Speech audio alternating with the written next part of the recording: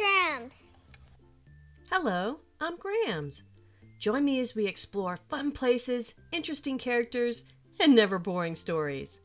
Are you ready? Then let's go! Today's book is Harold and the Purple Crayon, written by Crockett Johnson. In this story, Harold wants to go on a moonlit walk.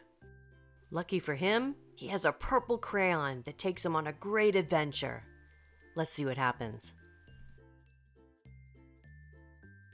One evening, after thinking it over for some time, Harold decided to go for a walk in the moonlight. There wasn't any moon, and Harold needed a moon for a walk in the moonlight. And he needed something to walk on. He made a long, straight path so he wouldn't get lost. And he set off on his walk, taking his big purple crayon with him. But he didn't seem to be getting anywhere on the long, straight path. So he left the path for a shortcut across a field, and the moon went with him. The shortcut led right to where Harold thought a forest ought to be. He didn't want to get lost in the woods, so he made a very small forest with just one tree in it. It turned out to be an apple tree. The apples would be very tasty, Harold thought, when they got red. So he put a frightening dragon under the tree to guard the apples. It was a terribly frightening dragon. It even frightened Harold. He backed away. His hand holding the purple crayon shook. Suddenly, he realized what was happening. But by then, Harold was over his head in an ocean. He came up thinking fast. And in no time, he was climbing aboard a trim little boat. He quickly set sail. And the moon sailed along with him.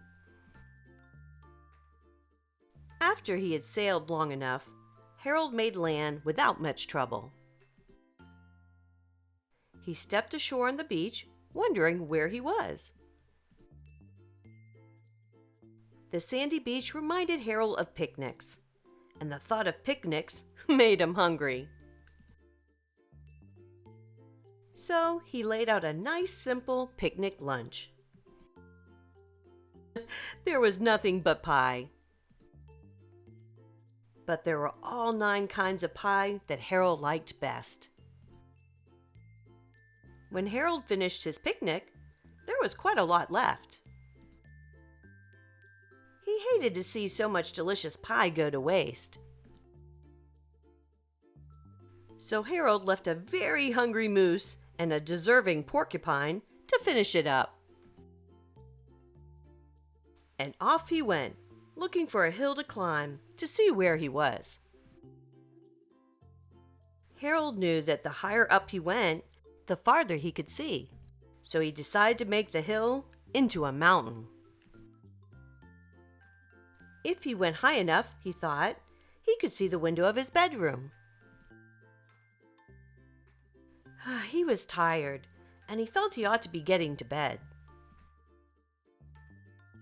He hoped he could see his bedroom window from the top of the mountain. But as he looked down over the other side, he slipped. And there wasn't any other side of the mountain. He was falling in thin air. But luckily, he kept his wits and his purple crayon. He made a balloon and he grabbed onto it. And he made a basket under the balloon big enough to stand in. He had a fine view from the balloon, but he couldn't see his window. He couldn't even see a house.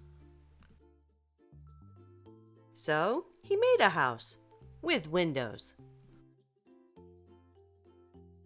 And he landed the balloon on the grass in the front yard. None of the windows was his window. He tried to think where his window ought to be. He made some more windows. He made a big building full of windows. He made lots of buildings full of windows. He made a whole city full of windows. But none of the windows was his window. He couldn't think where it might be. He decided to ask a policeman. The policeman pointed the way Harold was going anyway, but Harold thanked him. And he walked along with the moon, wishing he was in his room and in bed. Then suddenly, Harold remembered. He remembered where his bedroom window was when there was a moon. It was always right around the moon. And then Harold made his bed. He got in it and he drew up the covers. The purple crayon dropped on the floor and Harold dropped off to sleep. Thanks for joining me again today, and I look forward to seeing you again on Time with Grams.